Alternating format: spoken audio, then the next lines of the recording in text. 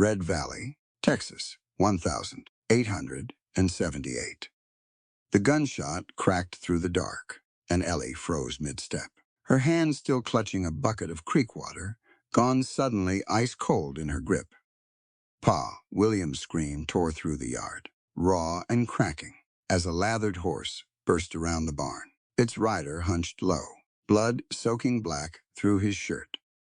4 children stood frozen in the dirt, staring at the bleeding stranger, staring at her, a woman they'd met not 5 minutes before. "Who fired on you?" William demanded, voice shaking between fury and fear.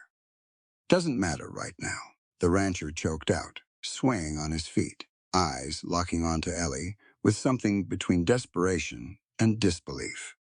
She'd answered a 12-word ad for a housekeeper. She had no idea she was about to become the only thing standing between this family and total ruin. Stick around, because what happens next will change everything you think you know about what it means to build a home from nothing.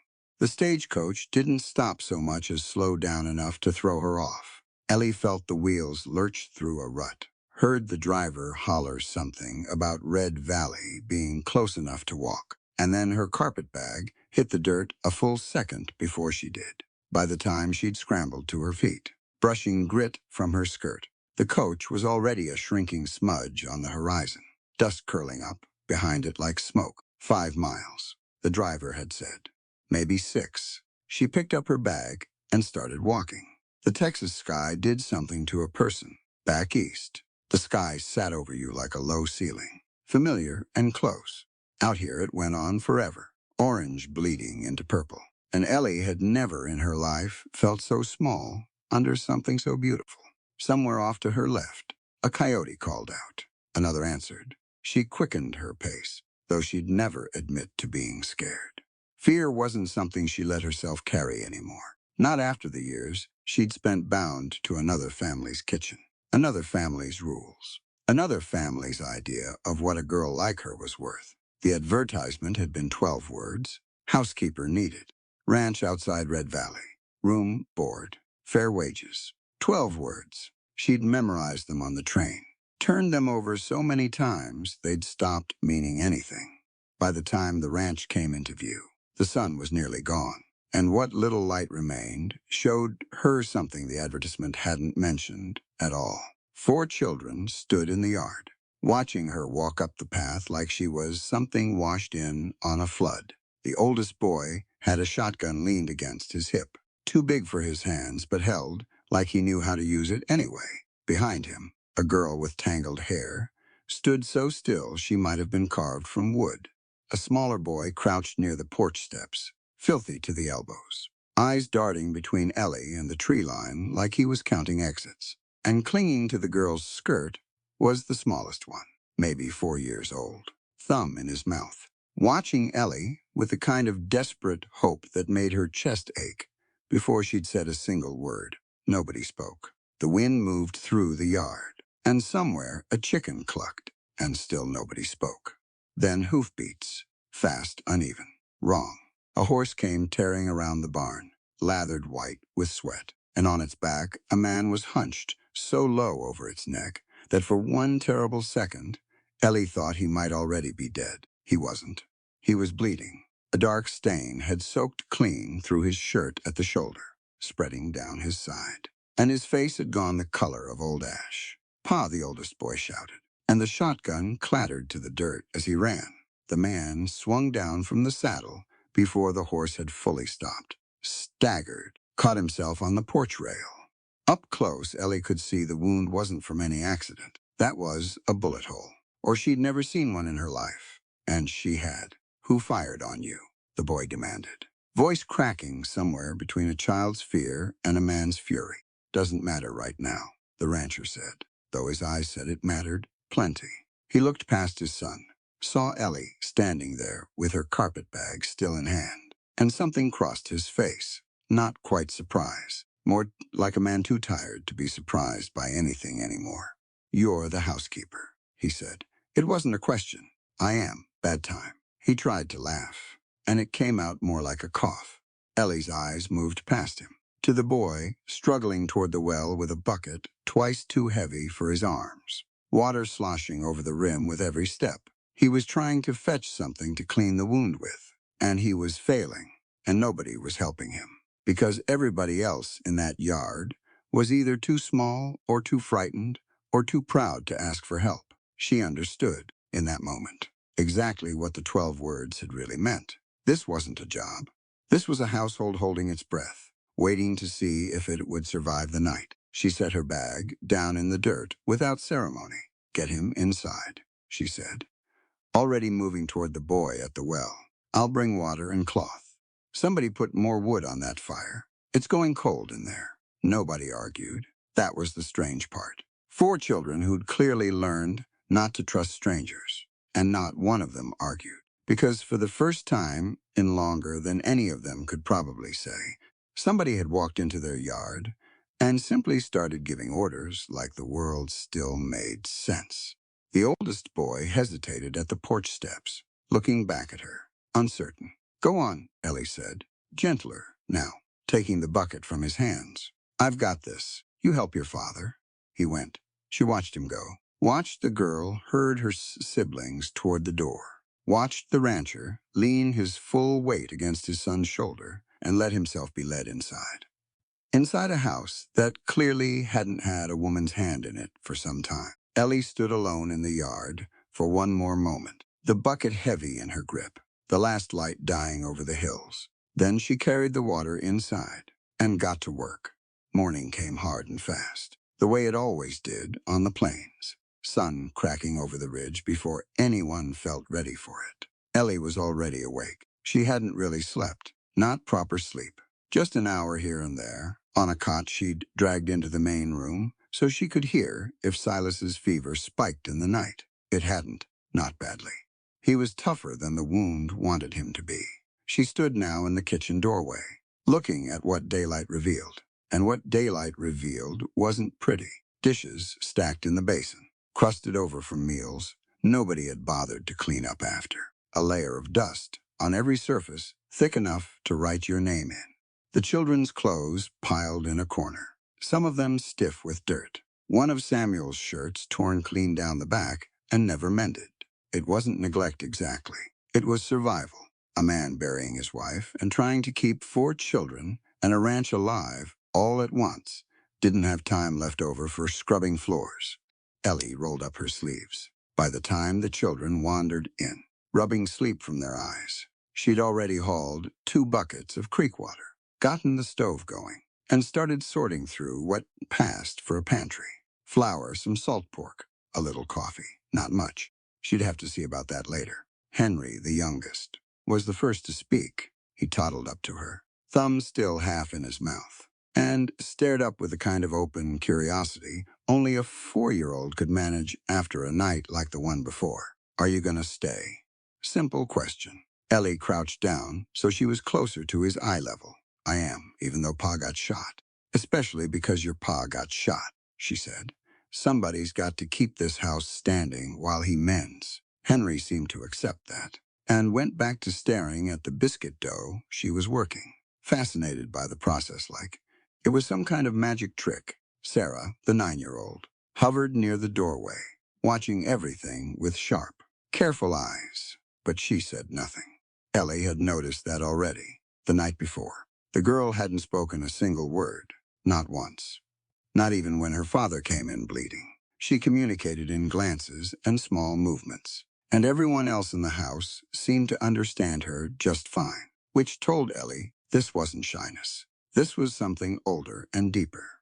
Samuel came through last, already muddy from wherever he'd been at dawn, a live frog clutched in one grubby hand. He held it up proudly, found him by the creek. "The creek's running low," Ellie observed, more to herself than to him.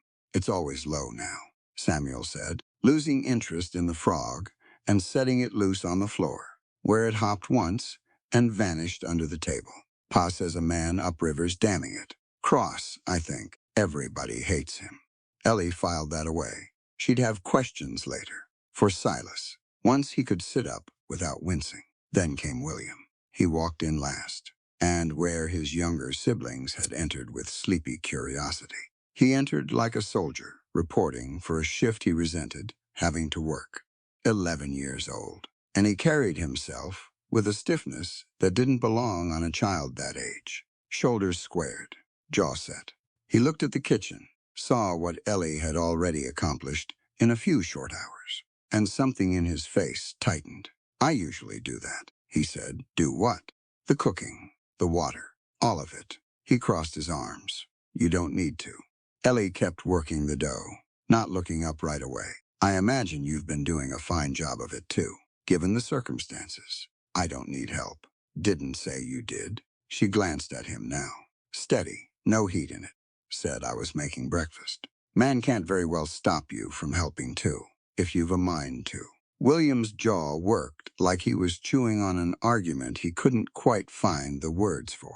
He was used to fighting. She could see that plainly. Fighting his father's exhaustion. Fighting his siblings' fear.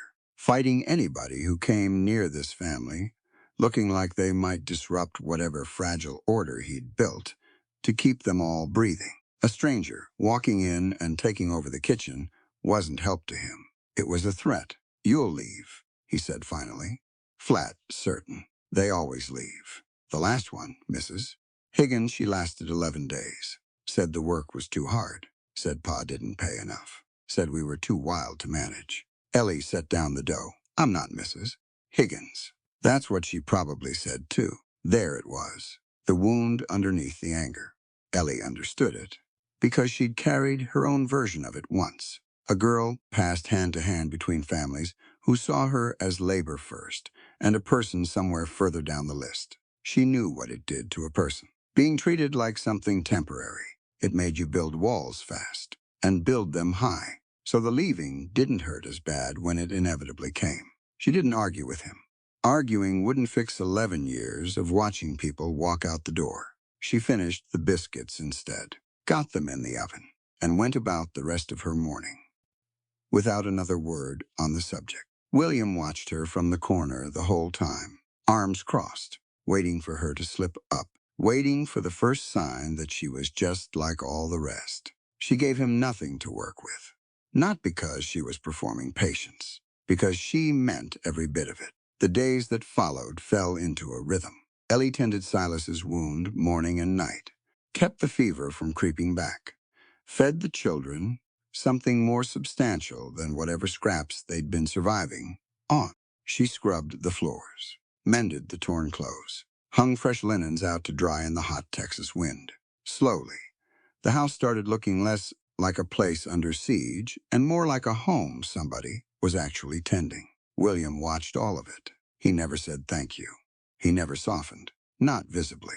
But she noticed him lingering near the kitchen in the evenings, close enough to help without being asked, far enough to pretend he wasn't invested in whether she stayed. It was the 7th evening, with the sun bleeding out over the hills, and Silas asleep in the back room, finally resting easy for the first time since she'd arrived, that Ellie found William out on the porch, sitting with his father's Winchester across his knees, staring out at the dark tree line, like he expected trouble to walk right out of it. She sat down beside him, didn't ask permission, didn't make a show of it either. You keep watch every night. Somebody has to. Your pa's healing. He'll be back on his feet soon. That's not the point. William's grip tightened on the rifle. Cross's men could come back any time. They fired on Pa. They could come for the house next. I'm not going to be asleep when it happens. Ellie looked at him a long moment. 11 years old, and he'd taken on a burden that would break most grown men, carrying it silent and alone because there'd been nobody else to carry it. She reached over and gently, without asking, took the rifle from his hands. He tensed, like he might fight her for it, but she wasn't taking it away. She checked the load, set it across her own lap instead, and settled back against the porch post. I'm not here to take your place, she said quietly. I'm here to watch the door, so you can finally sleep. William stared at her, something cracking behind his eyes that he clearly wasn't used to letting anyone see. You'd really sit out here all night, and the one after, if it's needed. He didn't answer right away. The crickets filled the silence, and somewhere out past the barn, a horse shifted in its stall, and the last color drained slowly out of the sky. "Okay," he said finally. Just that. One word, but it carried the weight of a door creaking open after being shut a long time. He stood, hesitated at the threshold, glanced back at her sitting there with the rifle, steady across her knees. A woman who hadn't run yet, who didn't look like she planned to. Then he went inside. And for the first time in longer than he could probably remember, William Thorne slept the whole night through. Ellie sat on that porch until dawn, rifle in her lap, watching the tree line for shapes that never came. And she understood something in the stillness that she hadn't quite let herself admit before. She wasn't just filling a job here. She was becoming something these children needed, whether any of them, including herself, were ready to call it by its true name. The trouble came 3 weeks later, in the dead hollow hours between midnight and dawn, when the whole ranch was supposed to be asleep and safe. Ellie woke to a sound she felt before she heard it. A low tremor moving up through the floorboards and into her bones. She sat up on the cot, heart already hammering, and for one disoriented second thought it was an earthquake. Then the sound sharpened, resolved itself into something worse. Hooves, hundreds of them, thundering closer by the second. And underneath that, gunshots cracking out in the darkness like whip snaps, deliberate and rhythmic, driving something toward the house. She was on her feet and moving before she'd even fully processed what was happening. "William," her voice cut through the house like a blade. "Get the little ones up, now." She burst out onto the porch, and the sight that met her stopped her cold for exactly one heartbeat. The northern pasture, the one that ran flat and open right up to the edge of the yard, was full of moving shadow. A black tide surging under the moon. Dust boiling up so thick it swallowed the stars. Cattle. Cross's hired men had spooked the herd, fired their guns to send it stampeding, and pointed the whole terrified mass directly at the Thorne homestead. There was no time to be afraid. Fear was a luxury for later. If there was a later, Silas came stumbling out behind her, favoring his bad leg, face gone pale with the effort of moving too fast too soon. "Ellie, get the children in the root cellar. Now, there's no time to, I'm not going to the cellar." She was already moving toward the barn. "That herd hits this house. It comes down around all of us. I can turn them. You'll get yourself killed." She didn't answer him. There wasn't time to argue. And some part of her already knew he wouldn't win this one anyway. Inside the barn, Sarah stood frozen in the yard just outside, having wandered out in her confusion, small and utterly still, while the ground shook beneath her feet, eyes wide, and fixed on the wall of cattle bearing down like she'd turned to stone. Nobody else had seen her yet. William was hauling Samuel and Henry toward the cellar door. Silas was shouting something. Ellie couldn't make out over the roar, and Sarah stood alone in the open yard, directly in the herd's path, too terrified to run. Ellie didn't think. She grabbed a lantern off the barn wall, swung up bareback onto the nearest horse, an animal already half-mad with panic, and drove her heels into its sides. The horse bolted, and Ellie rode it straight toward the front of the stampede. The world became noise and dust, and the terrible drumming of hooves, so loud it seemed to come from inside her own skull. She swung the lantern in wide, burning arcs, the flame streaking orange, through the black night, and screamed at the top of her lungs. A raw, wordless sound meant to do one thing only: turn the herd before it reached the girl standing frozen in the yard.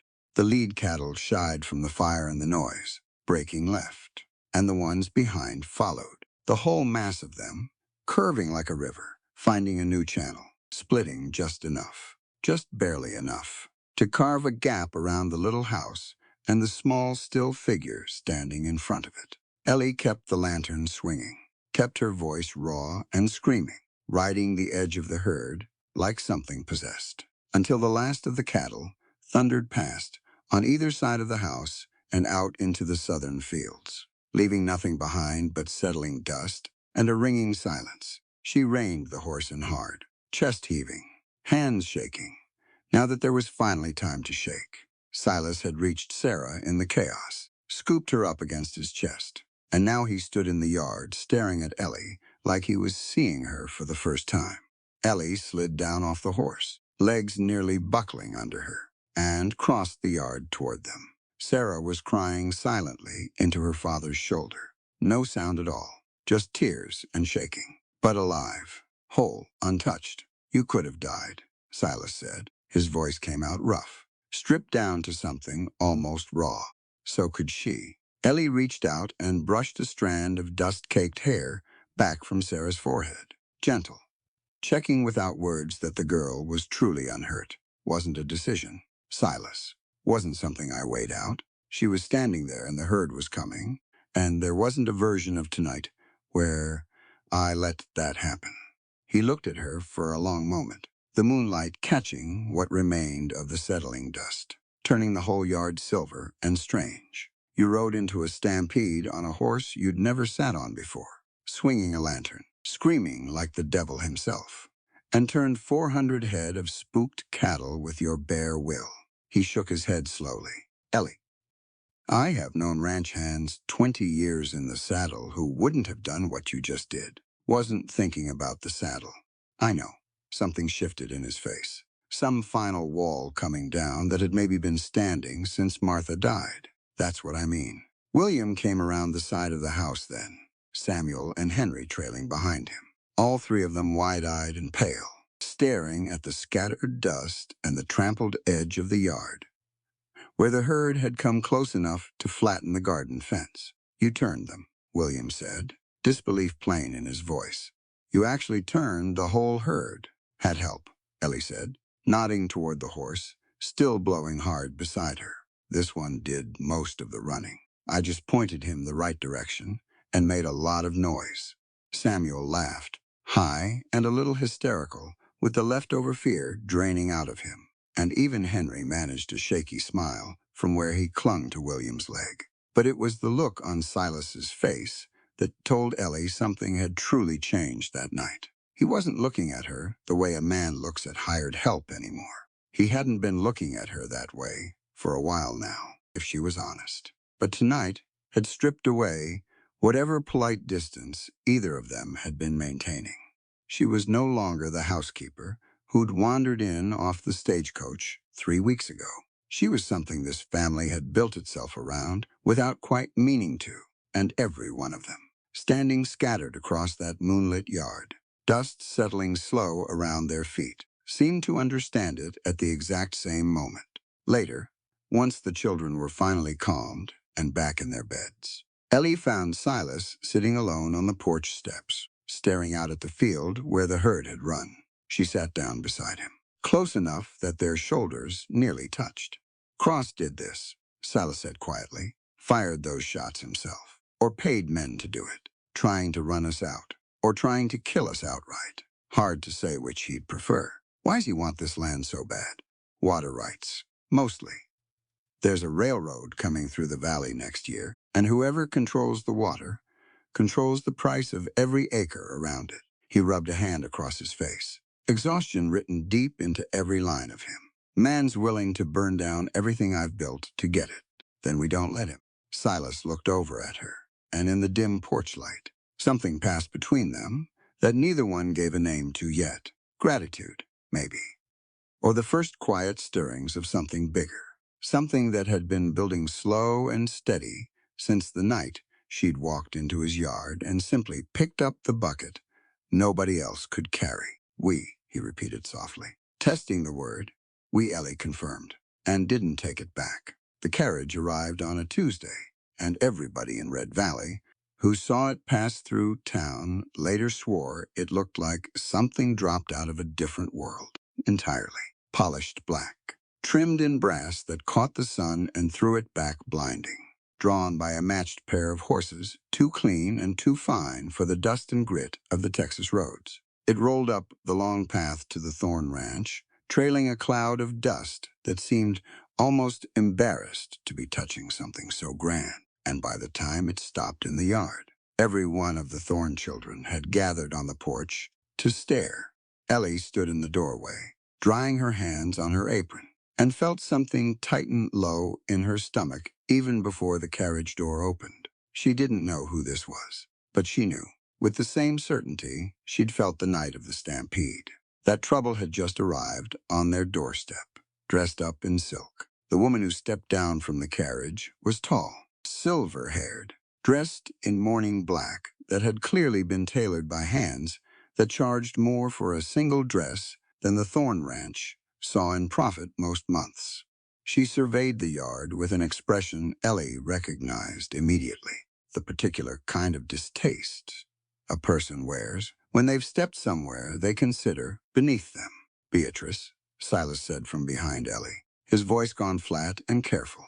He'd come up without her noticing, and now he moved past her, out onto the porch steps, his whole body gone rigid. Silas, the woman's eyes moved past him, taking in the children one by one, and something in her composed face cracked, just slightly, at the sight of them.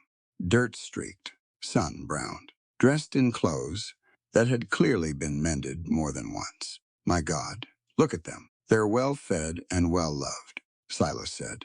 If that's your concern. Is it my concern? Beatrice repeated, something sharp entering her voice now. My daughter's children, living like frontier orphans. And you ask if it's my concern. Ellie felt the air in the yard shift, felt every child on that porch go still and watchful, the way animals go still when they sense a predator nearby. William's hand had drifted to the porch rail, gripping it white-knuckled. Sarah had gone pale and silent, more silent than her usual silence, if that was possible.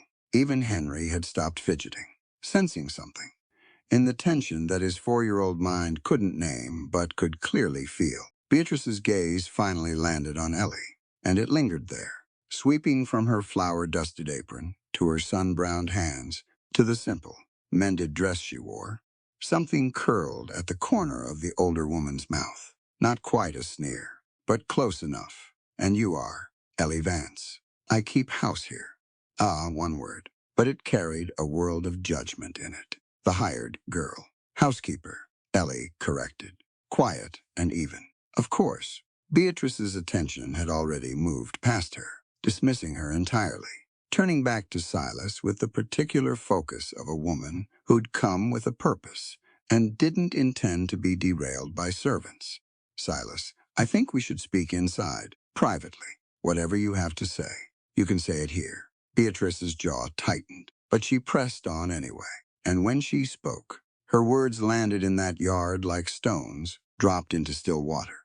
I know about the debts. I know about Jeremiah Cross buying up notes on this land, squeezing your water rights, driving cattle at your home in the dead of night. She let that sit a moment, watching the shock ripple across Silas's face at how much she knew. I have friends in Austin, Silas. Word travels. And I have come here with an offer. I will clear every debt against this ranch. Every note Cross holds. Gone. You keep your land. Free and clear. For a moment, hope flickered across Silas's exhausted face. Quick and involuntary. In exchange, Beatrice continued, the children come to Boston with me. Proper schooling. Proper doctors.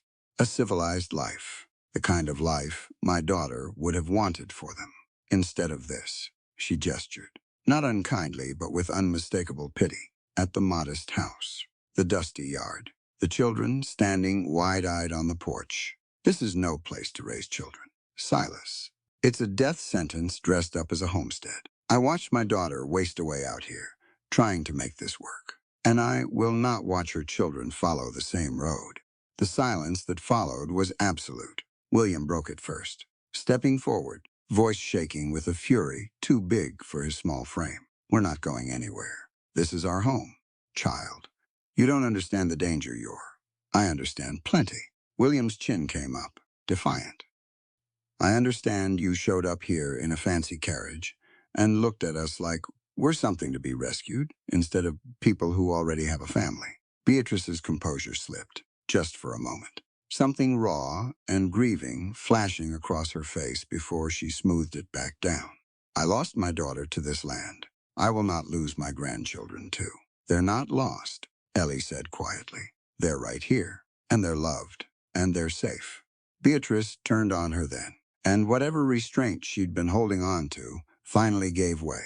Safe. You call this safe? A stampede that nearly trampled a child.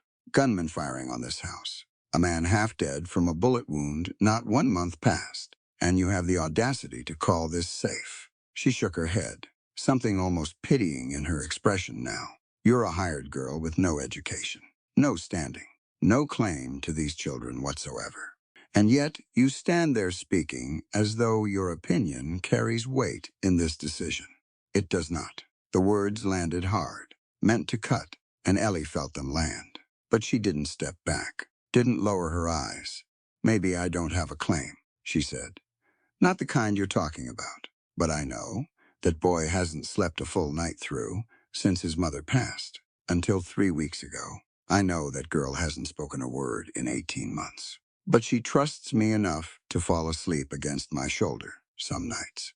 I know the little one still wakes up crying for a mother he can barely remember. And I know I'm the one who sits with him until the crying stops. Her voice didn't rise, didn't shake, stayed steady and low, and absolutely certain. You can talk about claims and standing all you like, ma'am, but love isn't a legal document. It's what you do every single day when nobody's asking you to. Beatrice stared at her for a long, charged moment, something unreadable moving behind her eyes. Then she turned back to Silas, voice cooling into something businesslike, though the edges of it still trembled faintly. Think on my offer, Silas. Debts cleared, land saved, and your children given a future that doesn't end in an early grave. I'll return in 1 week for your answer. Her gaze flicked once more, briefly, dismissively, toward Ellie. I'd think carefully about whose counsel you're weighing in this decision. She swept back toward her carriage without waiting for a response, climbed inside with the assistance of her driver, and the fine black carriage rolled back out of the yard the same way it had come, trailing dust that seemed, once again, faintly ashamed to be touching this land at all. Nobody moved for a long moment after it disappeared down the road. Then Silas sank down slowly onto the porch steps, elbows on his knees, head bowed, the weight of everything, the debts, the danger, the impossible choice now sitting squarely on his shoulders, finally seeming to catch up with him all at once. Ellie sat down beside him, the way she had the night of the stampede. She's not wrong about the danger, Silas said quietly, not looking up. Cross won't stop, and I can't protect them from everything.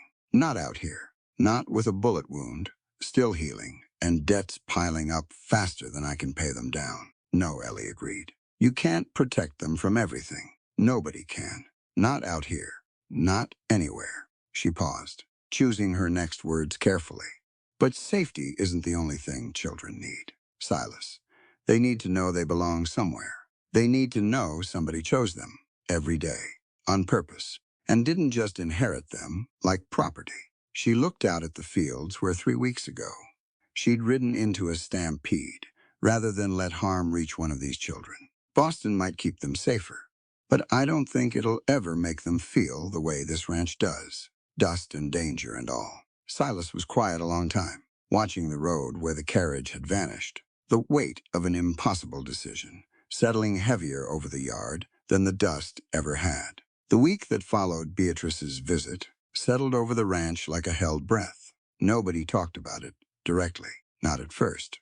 Silas went about his chores with the particular silence of a man carrying something heavy.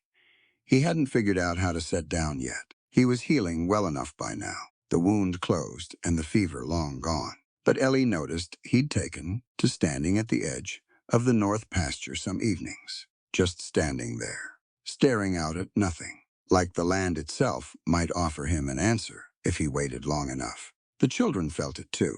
Children always did, no matter how much a grown person tried to shield them from the weather of an adult's worry. William had gone quiet and watchful, sticking closer to his father's side than usual. Samuel had stopped wandering, so far from the house on his creek adventures. Even Henry, too young to understand words like custody or debt, seemed to sense that something in the house had shifted, and he clung to Ellie's skirts more than ever, as if by holding on tight enough, he could keep the world from rearranging itself around him. Only Sarah seemed unchanged, moving through her days in the same careful silence she always carried. though Ellie had started to notice something new in the way the girl watched her. Not just observation anymore, something closer to attachment. Sarah had taken to sitting near Ellie whenever she could, close enough to touch, never quite touching. Like she was testing whether this particular adult in her life was one worth trusting with real closeness. 3 days after Beatrice's carriage had rolled out of the yard, Ellie was in the kitchen scrubbing the last of the supper dishes when Sarah appeared in the doorway, holding something in both hands. It was a small carved horse, rough-edged, clearly whittled by an unpracticed hand. Ellie recognized it immediately. Silas kept a little knife and a block of soft pine on the mantel, something he worked at some evenings when his hands needed occupying and his mind needed quiet. "Did you make this?" Ellie asked, drying her hands and crouching down to Sarah's height. Sarah nodded once and held the little horse out. Ellie took it carefully, turning it over in her palms. It was crooked, one leg shorter than the others. The mane nothing more than a few scratched lines. But it was a horse, unmistakably, made with real care.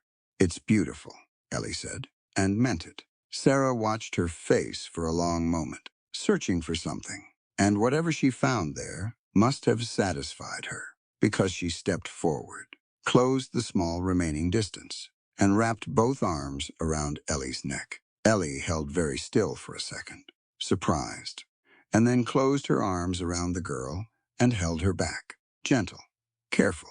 The way you'd hold something you understood was fragile and precious both at once. Neither of them said anything.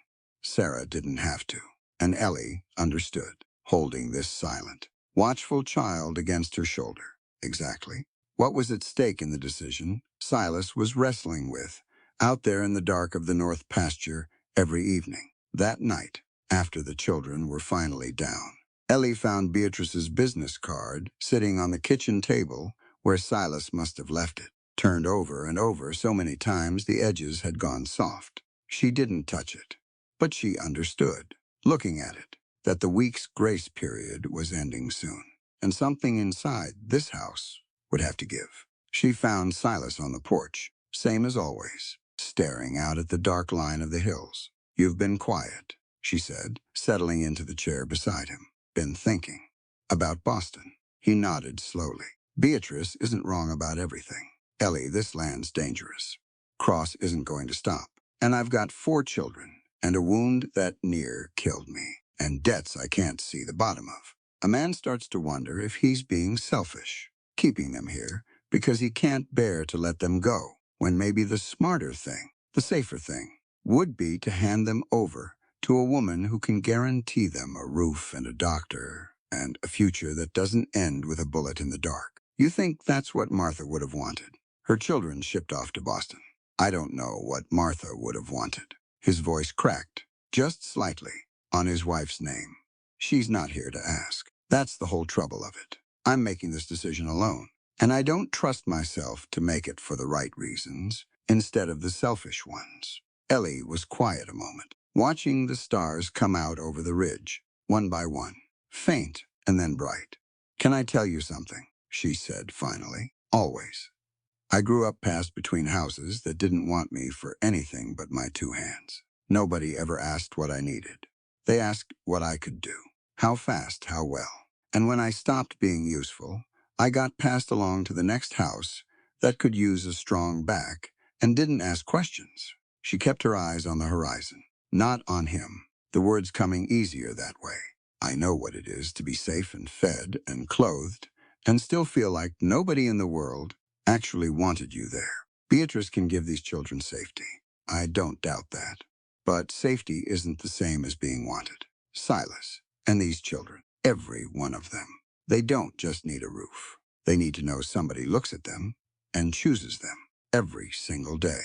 On purpose." Silas turned to look at her then, something raw moving behind his tired eyes. "You think I don't choose them? I think you're so scared of failing them that you're letting fear talk instead of love. And fear's real convincing. It'll dress itself up as good sense every time." She finally met his eyes. "But I've watched you with these children for a month now. Silas, I've watched you drag yourself half dead across a canyon to get back to them. I've watched you carve toy horses by the fire, so Sarah has something to hold on to, besides silence. That's not a man who fails his children. That's a man who's forgotten, somewhere in all this grief and debt and danger, that he's already doing it right. The screen door creaked before he could answer. Ellie turned, expecting one of the children. But it was Beatrice's card again. No, not the card. Silas had gone still, staring past Ellie toward the doorway. Beatrice herself stood there, having arrived early, apparently, and let herself walk up unannounced while they'd been too deep in conversation to hear the carriage. She'd clearly heard at least the tail end of what Ellie had said, and her face had gone through several expressions in quick succession, landing finally on something Ellie hadn't expected. Not anger, something closer to grief. I did not mean to intrude, Beatrice said, though she made no move to leave. Silas stood, some of the exhaustion in his frame straightening into something firmer. Beatrice, whatever you heard, I heard enough. Beatrice's eyes moved to Ellie, and for the first time since she'd arrived at this ranch, there was no contempt in the look, just a tired, searching honesty. You spoke of not being wanted, of houses that used you for your hands and nothing more. I did. I want you to understand something, Miss Vance. Beatrice's voice had lost its polished edge, gone rougher, more human. I am not trying to steal these children because I think Silas is a bad father, or because I think you are unfit to care for them. I am trying to save them because I already buried my daughter out here, and I cannot bear the thought of burying her children too. That is not cruelty. That is a grandmother's terror, and I would ask you not to mistake one for the other. Ellie stood slowly, meeting the older woman's eyes without flinching. I don't think you're cruel, ma'am. I think you're scared. Same as Silas is scared, just wearing it different. But you can buy half the land in Texas, if you've a mind to. You cannot buy the way Henry hides in his father's coat when the thunder rolls. You cannot buy the way William stands guard on that porch every night with his father's rifle across his knees. You cannot buy the way Sarah just came to me tonight and put her arms around my neck for the first time since I arrived here. Because out here, ma'am, bloodlines don't keep you warm at night. Loyalty does. And loyalty's not something Boston or money can manufacture. It's built, day by day, in the exact kind of hard, dangerous, uncertain life you're trying to save them from. The yard fell silent. Beatrice stood very still, something working behind her composed face. Old grief and new understanding wrestling for space. I will return in 4 days, she said finally, quieter now. For your final answer, Silas. I still believe what I offered is worth considering, but I will admit, Miss Vance, that you have given me something to consider as well.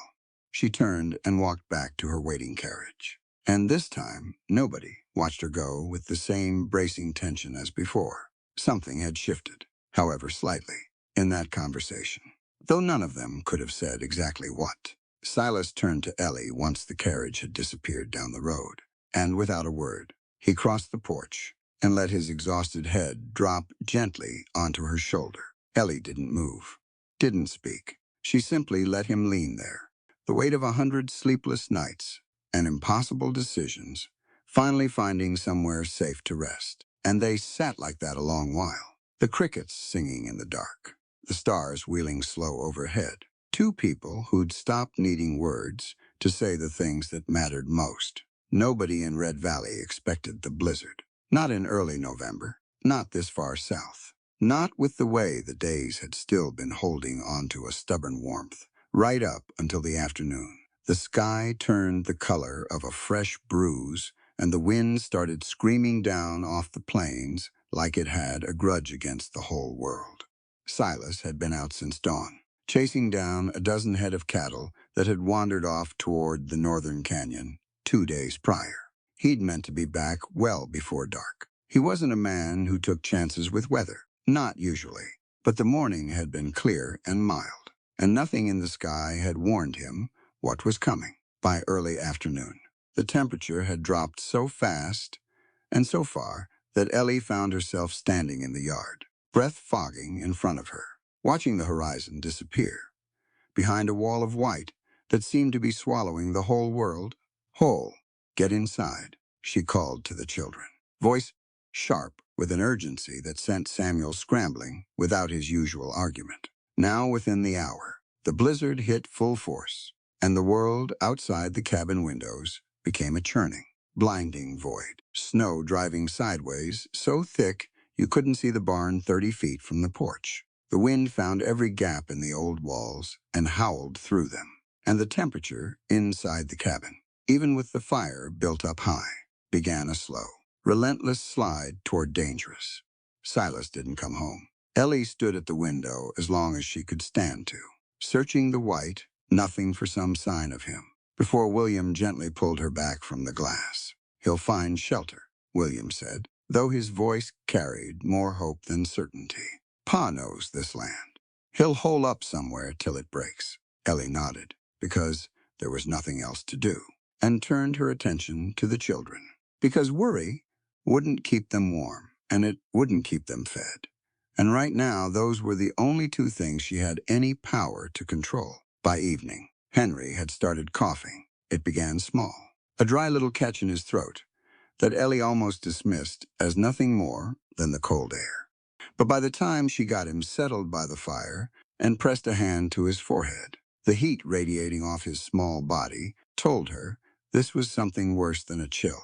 "He's burning up," she said, more to herself than anyone. Already moving to fetch water and cloth, the fever climbed through the night, and outside the wind screamed louder, and the fire, despite Ellie feeding it steadily, seemed to lose ground against the cold creeping in through every crack and seam of the old cabin walls. By midnight, the woodpile by the hearth had run dry. Ellie stood in the flickering amber light, Henry's small body curled against her, his breathing gone shallow and fast, and looked around the cabin for anything at all, that could feed the dying fire long enough to see them through, till morning. Her eyes landed on the cradle. It sat in the corner of the back room, half forgotten under a dustcloth, intricately carved. Clearly the work of loving hands and long hours. She'd noticed it her first week here and never asked about it, some instinct telling her it wasn't hers to ask. But William, watching her gaze land on it now, spoke up quietly from where he sat, wrapped in a blanket near the fire. "That was Ma's. Grandpa Thorne carved it for Will, and then it got passed down for each of us." His voice was heavy with the weight of what she was considering. "It's broken anyway. Leg cracked clean through last spring. Pa never got around to fixing it." Ellie looked at the cradle a long moment, the last physical piece of Martha Thorne still standing whole in this house, and then looked down at Henry, his small face flushed and sweat damp, his breathing ragged in the cold. There wasn't really a choice to make. Not once you looked at it plain. She carried Henry to William, settled him carefully into his brother's arms, and crossed to the corner where the axe hat stood propped against the wall. The cradle came apart hard, the old wood dense and stubborn, and Ellie's arms ached with every swing. The physical labor, a welcome distraction from the fear, coiling tight in her chest. William watched her work, saying nothing, his face unreadable in the firelight. And when the last of the wood finally splintered free and she carried the pieces to the hearth, he simply nodded once, a small permission granted, or maybe just an acknowledgement of necessity. The fire roared back to life, and the cabin held its warmth a little longer. Through the deepest hours of that night, Ellie sat with Henry, pressed against her chest, wrapped together in every blanket the house could offer. Her own body heat, the last defense against a cold that seemed determined to find its way into every corner of the house. She hummed to him, low and wordless, the same tune over and over, not because it meant anything, but because the sound of it seemed to settle him. And settling him was the only thing that mattered. Sarah curled up against her other side, silent as always, but present, her small hand resting on Henry's back like she could will his fever down by touch alone. Samuel had finally exhausted himself into sleep near the fire, and William sat awake through it all, feeding the flames, watching the door, standing guard the way he always did, even now, even exhausted, even scared.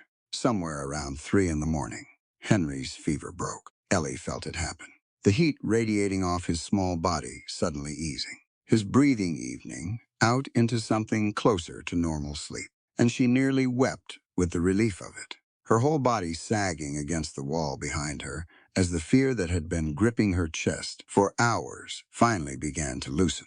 She didn't sleep. She sat awake the rest of that long, howling night, Henry breathing steady against her, Sarah curled against her side, William keeping his silent watch, and outside the storm raged on, indifferent to the small, fragile miracle unfolding inside those thin cabin walls. Silas made it back 2 days later, once the blizzard finally broke, and the world outside emerged white and blinding and eerily silent under a sky scrubbed clean of clouds. He'd been holed up in a line shack near the canyon, he told them later, trapped by the storm with no way to send word, eating what little he had and burning what little wood he could find, watching the days pass in an agony of not knowing what was happening back at the ranch. When the storm finally broke enough to travel, he'd ridden home half frozen, pushing his horse through snowdrifts that in places came up past its knees, driven by a fear that had nearly torn him apart from the inside. He pushed through the cabin door, looking like a man who'd walked through the end of the world to get there, snow crusted in his beard, hands so cold he could barely work the latch, and the sight that met him inside stopped him dead in the doorway.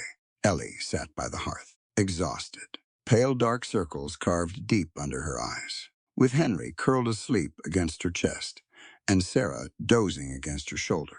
William sat nearby, keeping his tired vigil even now, and Samuel lay sprawled by the fire in the boneless sleep of a child who'd finally stopped being scared enough to rest. And in the hearth, burning low and steady, the last of the fire fed by wood Silas recognized in an instant, the carved, familiar grain of Martha's cradle, reduced now to embers and ash. He stood in the doorway a long moment, snow melting off his coat, taking in the whole scene. The children alive and warm, Ellie holding them together through what had clearly been a terrible ordeal, and the ghost of his late wife's cradle burned down to keep his youngest son breathing through the worst of a fever.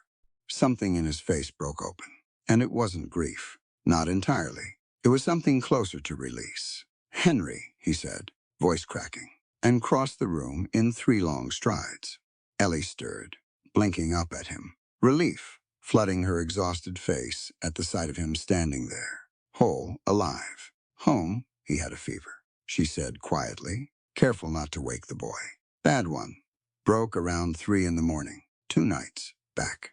He's been fine since. Just tired." Silas knelt beside them, pressed a hand gently to his son's forehead, checking for himself, and found the skin cool and steady beneath his palm. His shoulders sagged with a relief so profound it seemed to fold him in half. "The wood ran out," Ellie continued, following his gaze toward the hearth, toward what remained of the cradle.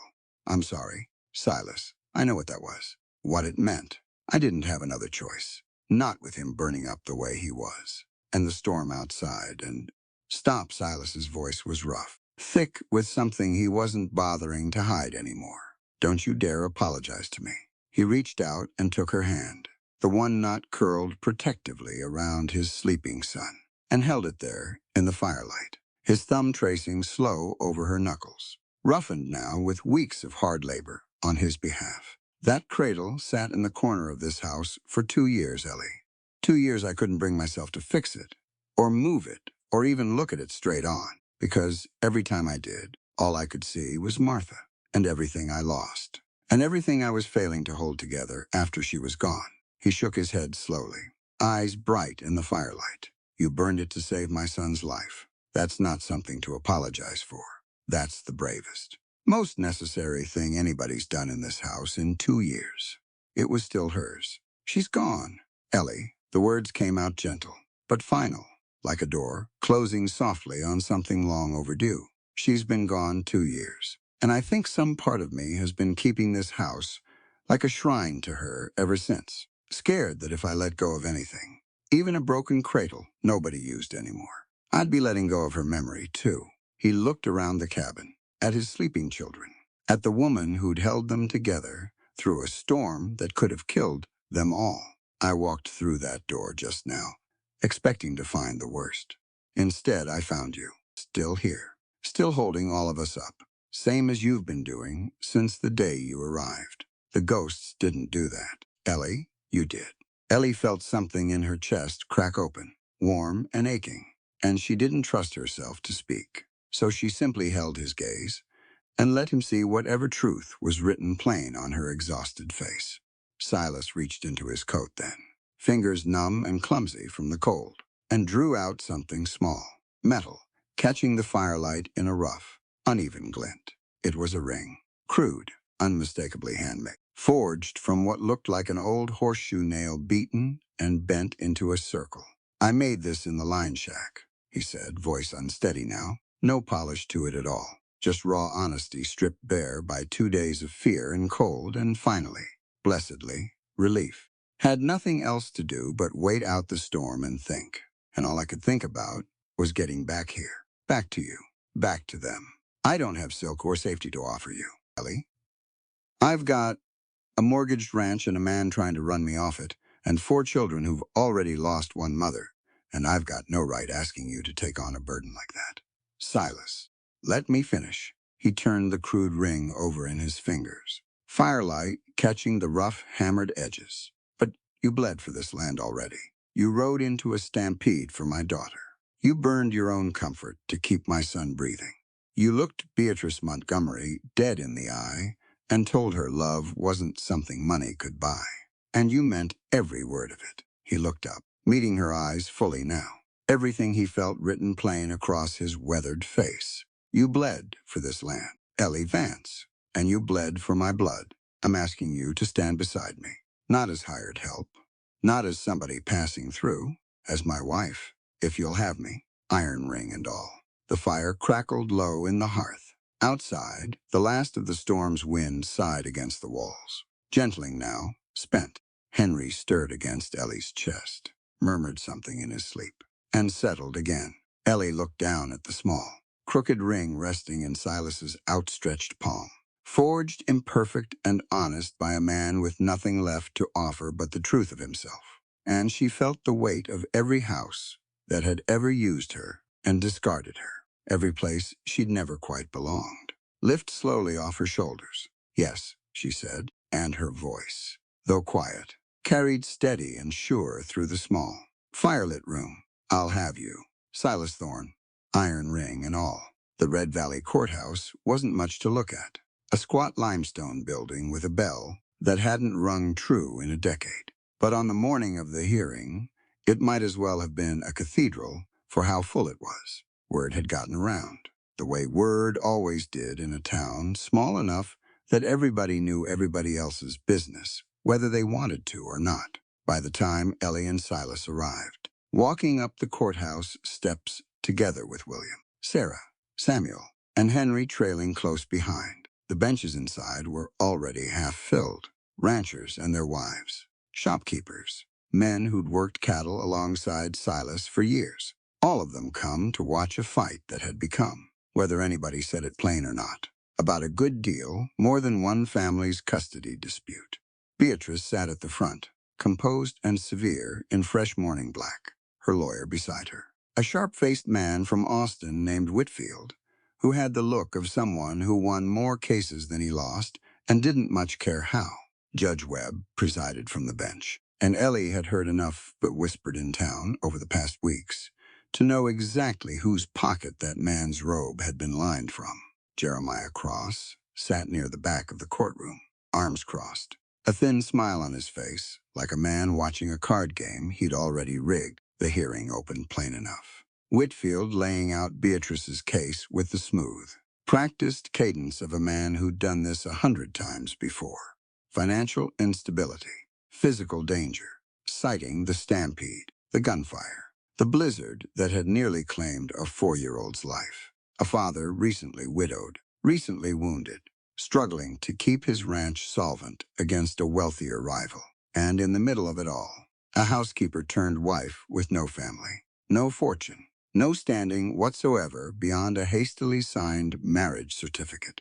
Mrs. Thorne, Whitfield said, when it came time to call Ellie to the stand, and something in the way he said the name faintly mocking, made it clear he considered it a technicality rather than a truth. Ellie walked to the witness box with her spine straight, aware of every eye in that courtroom following her, aware of Silas watching from the defendant's table, with attention coiled so tight in his shoulders it looked painful. "Miss Vance," Whitfield began, deliberately using her maiden name. "Before you arrived at the Thorn Ranch some months back, what was your occupation?" "Domestic service. Indentured domestic service, was it not? You were bound, by contract, to a household back east." "I was. For how long?" "6 years." A murmur ran through the gallery, quickly quieted by the judge's gavel. Ellie kept her eyes forward, kept her voice level, though she could feel the old shame trying to climb up her throat. The shame of being reduced to a piece of paper that had once decided where she slept and what she was worth. "6 years bound in service," Whitfield repeated, letting the words hang. "And prior to that arrangement, an orphanage, so you have, in point of fact. No family of your own, no inheritance, no property, no education beyond what you managed to scrape together in service to other families." He turned toward the jury box, though there was no jury, just Judge Webb and the watching town, and his voice took on the practiced disgust of a man building toward a point. A woman with nothing to her name, arriving penniless at a wounded widower's ranch, and within the space of a few short months finding herself married into that man's fortune and his 4 motherless children. "Tell me, Miss Vance, does that not strike you as rather convenient?" Ellie felt the accusation land, felt the room's attention sharpen around her like a held breath. "I didn't marry Silas Thorne for his fortune, Mr. Whitfield. Man's got debts stacked higher than his barn roof, and a rancher trying to run him off his own land. There's no fortune here to speak of. There is land, valuable land, particularly with a railroad line coming through next year. There's land I've bled for, right alongside him," Ellie said, steady. "I don't recall signing on for the deed. I recall signing on for the family. How convenient that the family came with the deed attached." "Objection isn't the word I'd use," Silas said sharply from the defendant's table, half rising before his own counsel pulled him back down. Judge Webb banged his gavel, though not with much conviction. "Mr. Whitfield, get to your point." "My point, Your Honor, is that this court is being asked to trust the welfare of 4 vulnerable children to a woman with no legal standing, no blood relation, no financial resources of her own, and a documented history of servitude that speaks to precisely the kind of instability these children have already suffered too much of." He turned back to Ellie, voice sharpening further. "You have known these children for what? 4 months. 5. Closer to 5. 5 months. And in that time, this household has weathered gunfire, a cattle stampede that nearly killed the 9-year-old, and a blizzard so severe the 4-year-old very nearly died of fever. Would you call that a stable environment, Miss Vance?" "I'd call it an honest one." Laughter, quickly quelled, in the gallery. Not mockery, though. Something closer to approval, though Ellie didn't let herself hope on it yet. "An honest environment," Whitfield repeated, unimpressed. "Mrs. Montgomery can offer these children a home free of gunfire, free of stampeding cattle, free of blizzards that nearly claim a child's life. She can offer physicians, tutors, a stable roof over their heads, guaranteed by considerable family wealth. What, precisely, can you offer them, Miss Vance, that outweighs safety of that magnitude?" The courtroom went very quiet. Ellie could feel Silas's eyes on her, could feel the weight of every person in that gallery waiting to hear her answer. And for a moment, the old fear rose up in her. The fear of a girl who'd spent 6 years being told her worth began and ended with what her hands could produce.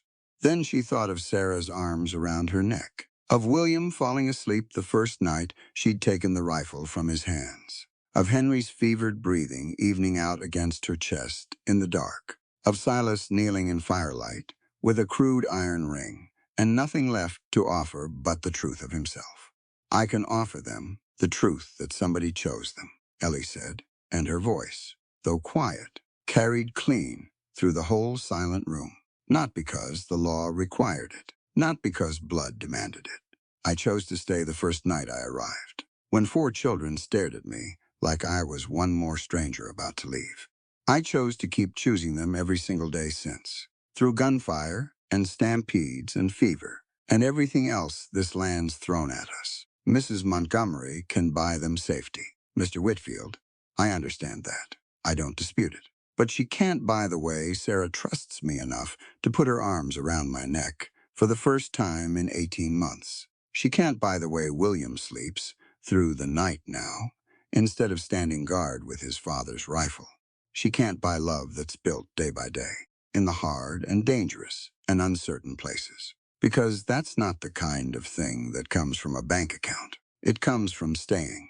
Whitfield opened his mouth to press further, but something in the courtroom's stillness seemed to give him pause. And after a moment, he simply said, "No further questions," and returned to his table, though the confidence he'd carried into the hearing had visibly thinned.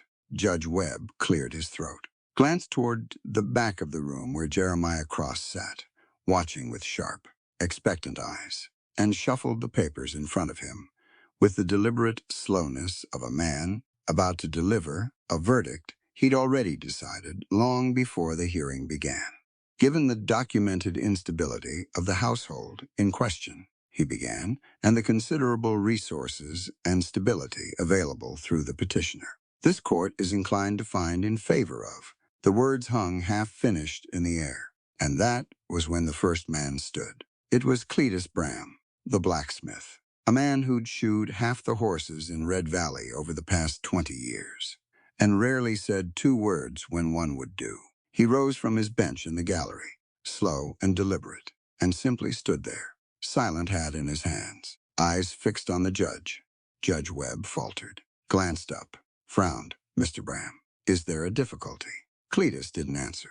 He just stood. Then a heartbeat later, Sarah Whitcomb, the schoolteacher, rose from her bench a few rows back, silent as well, her hands folded in front of her, chin lifted. Then another, and another. A farmer's wife who'd brought Ellie preserves the week after the blizzard. The mercantile owner who'd extended the Thorns credit through the lean months without ever being asked. Ranch hands who'd worked cattle beside Silas for a decade. One by one, they rose from their seats throughout the gallery, silent, unmoving, until nearly every soul in that courtroom stood on their feet in a wall of stoic, wordless protest that needed no words at all to make its meaning plain.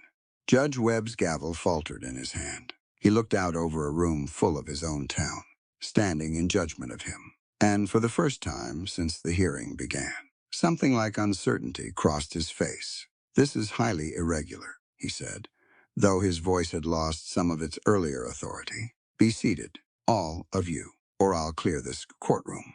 Nobody sat. Jeremiah Cross, in the back, had gone rigid, his earlier confidence curdling into something uneasy as he watched the town he'd spent months trying to squeeze and starve and run off its land rise up now, not with guns or fists, but with something far harder to argue against. Their simple, unified refusal to stay silent while a family was torn apart on a technicality bought and paid for by his money. And then into that ringing, standing silence, a small figure moved. Sarah Thorne slipped out from beside her father at the defendant's table, small and solemn in her best dress, and walked, alone, down the center aisle of the courtroom, past the standing townsfolk, past Beatrice's stunned, frozen face, past Whitfield, who seemed for the first time in the entire hearing to have nothing to say. She climbed the 2 steps to the witness box, where Ellie still stood, and reached up, and gripped a fistful of Ellie's skirt in her small hand. Then she turned and looked the judge dead in the eye. The whole courtroom held its breath. Ellie felt her own heart stop entirely. Watching this child, who hadn't spoken a single word in 18 months, stand there trembling, gripping her skirt like an anchor, gathering something enormous from somewhere deep inside herself. "My mother isn't going anywhere," Sarah said. Her voice came out small, rough with disuse, cracking on the last word. But it rang through that silent courtroom like a bell finally struck true after years of hanging broken. Beatrice made a sound, soft and involuntary, one hand rising to her mouth. Silas had come half out of his chair, tears standing openly in his eyes. William beside him, gripping the edge of the defendant's table, so hard his knuckles had gone white. Samuel had started crying, quiet and disbelieving. And even Henry, too young to understand the full weight of what was happening, seemed to sense that something enormous had just occurred, and clung to his father's coat sleeve with wide, solemn eyes. Judge Webb stared down at the small girl standing in the witness box, gripping her stepmother's skirt. Having just spoken her first words in a year and a half in defense of a family, the court had been one sentence away from dissolving. The silence that followed felt different from the silence before. Heavier, more final. "Young lady," Judge Webb said, his voice gone unsteady. "Do you understand what you've just said?" Sarah nodded, once firm. "And you wish to remain with your father and your stepmother." "She's my mother," Sarah said, quieter now, but no less certain. "She's the one who stayed." Judge Webb looked out over his courtroom, at the townsfolk still standing in silent testimony, at Jeremiah Cross sinking lower in his seat at the back of the room, at Beatrice Montgomery sitting frozen and stricken at the petitioner's table, tears now tracking silently down her composed, aristocratic face. He set down his gavel, and for a long moment simply sat there, the weight of the moment settling over him, same as everyone else. "This court," he said finally, "will take a brief recess." He rose and disappeared into his chambers, and the moment the door closed behind him, the courtroom erupted, not into chaos, but into something warmer. Townsfolk embracing, murmuring, wiping at their own eyes. And in the middle of it all, Ellie sank down and gathered Sarah into her arms, holding the girl so tight and so fierce that Sarah made a small, surprised sound before hugging her back just as hard. "You spoke," Ellie whispered into her hair, voice breaking.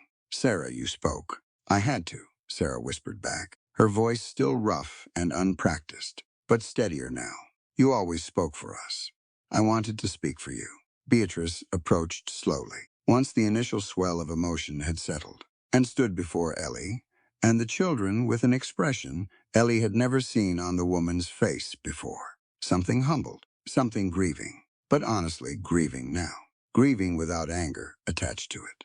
"I owe you an apology," Beatrice said quietly. "Several, I think, though I don't know that words will cover the distance of it." "You were scared for them," Ellie said. "That's not something needs apologizing for." "I was scared, and I let that fear make me cruel, and I dismissed you as unworthy of these children, before I ever gave myself the chance to see what I was actually looking at." Beatrice's eyes moved to Sarah, still held tight in Ellie's arms. "I have not heard that child's voice in 18 months. I flew across half a country determined to save her, and it was you, all along, who was already doing exactly that." She looked at Silas then, at the children gathered close around him, and Ellie both, and something in her seemed to finally, fully release. "I withdraw my petition," she said, "effective immediately. Whatever the judge intends to rule. These children have a mother. I was simply too proud, and too afraid, to see it standing plain in front of me." Judge Webb's official ruling, when it came an hour later, dismissed Beatrice's petition entirely, citing the children's clearly demonstrated bond with their stepmother, and, though he didn't say it in so many words, the clearly demonstrated will of an entire town that had stood up rather than watch injustice get rubber stamped by a judge in Jeremiah Cross's pocket. Cross himself left the courthouse that day a different man than he'd walked in as. Whatever influence he'd been counting on to see this ranch and its water rights fall into his hands had evaporated in that courtroom, dissolved by a town's silent refusal to let him win. And in the weeks that followed, Red Valley made its feelings plain in 100 small ways. Contracts that quietly went elsewhere. Deals that fell through at the last moment. A community closing ranks against a man who'd tried to burn a family out of their home for the sake of a railroad's profit margin. Cross sold his holdings inside a year and left Red Valley for good, and nobody in town shed a single tear watching him go. Beatrice stayed a while longer, though. She took a room at the boarding house in town, and over the following weeks, something unexpected bloomed between her and the family she'd nearly torn apart. She came out to the ranch on Sundays, sat with Sarah on the porch, listened to the girl's still tentative, still healing voice, with a patience that surprised everyone who'd met her that first difficult day. She brought books for William, proper Boston books, and the two of them fell into an easy correspondence about history and geography that neither of them had expected to enjoy. She even, eventually, softened enough to let Henry climb into her lap, something that would have seemed unthinkable. That first tense afternoon, her carriage rolled dust into the yard.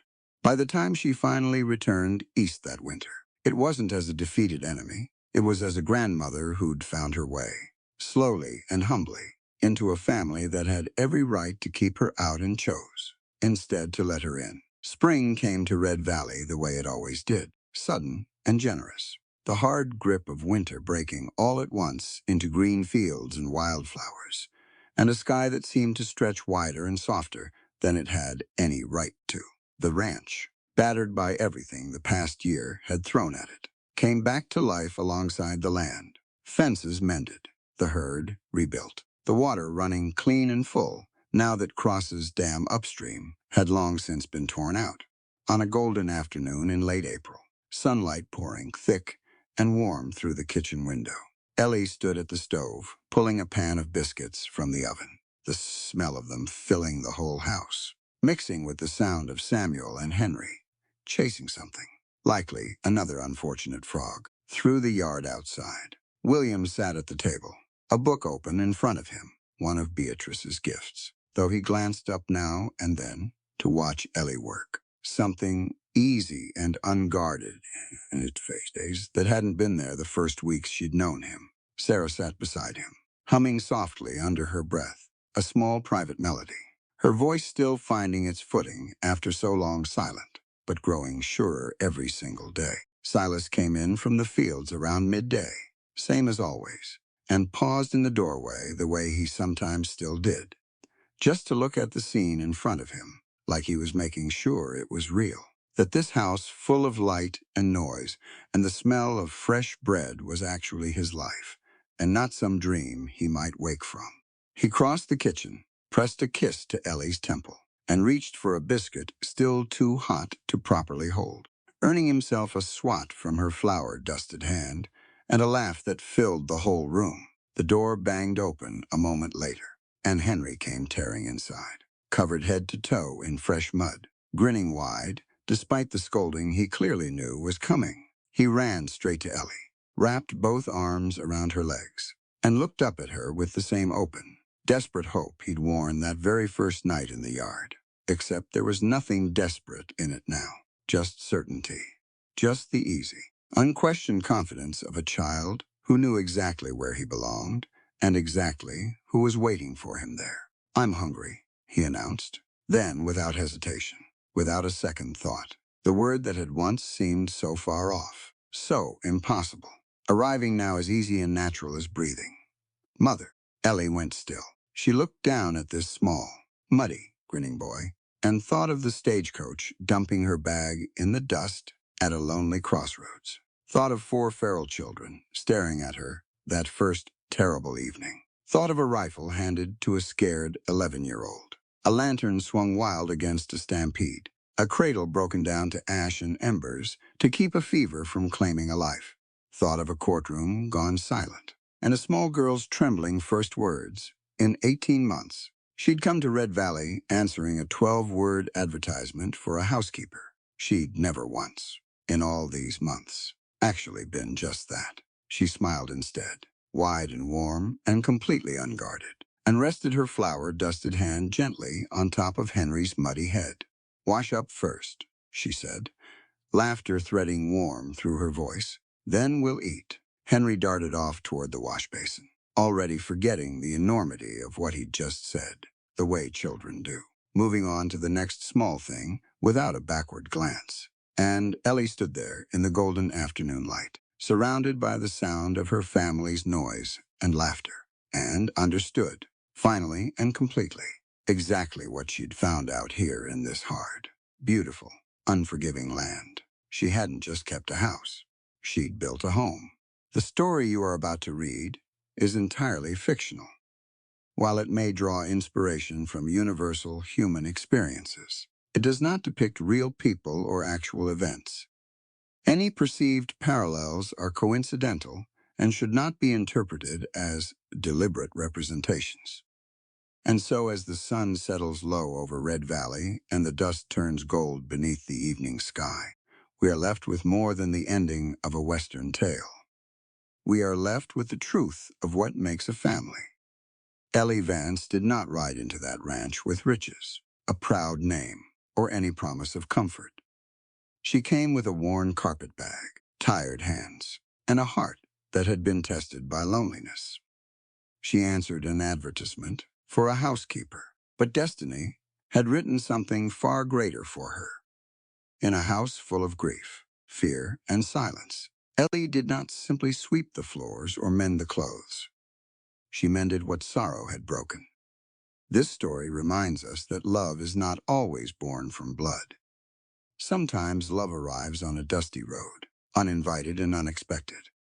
Sometimes it wears a plain dress, carries a bucket of water, sits all night with a rifle across its knees, or rides straight into danger because a child is standing in harm's way.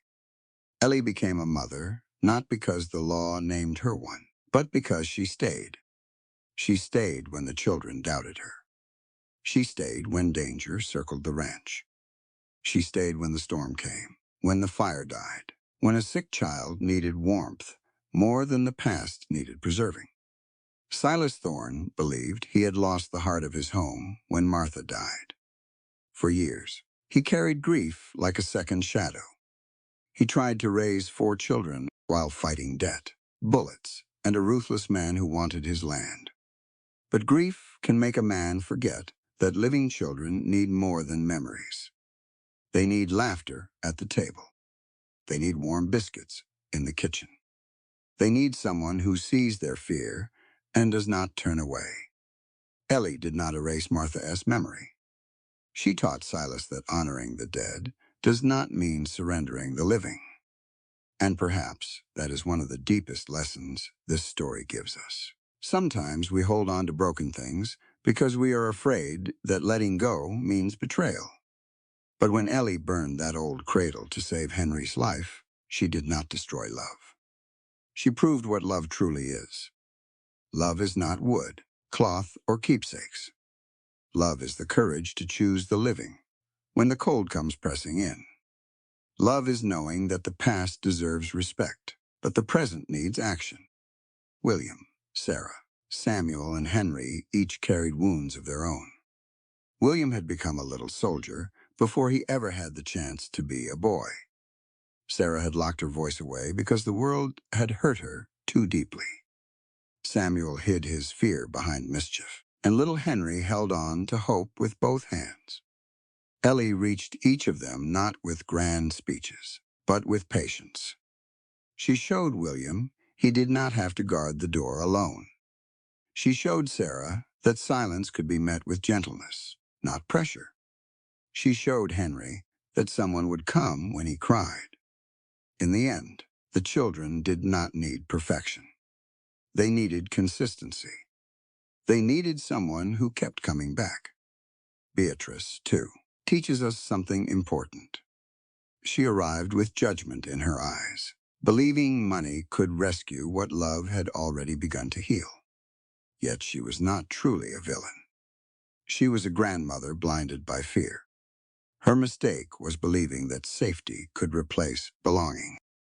But a warm house without love can still feel cold, while a hard life filled with loyalty can become a home. By the end, Beatrice learned what Ellie had known all along. Children are not saved by being taken from everyone they love.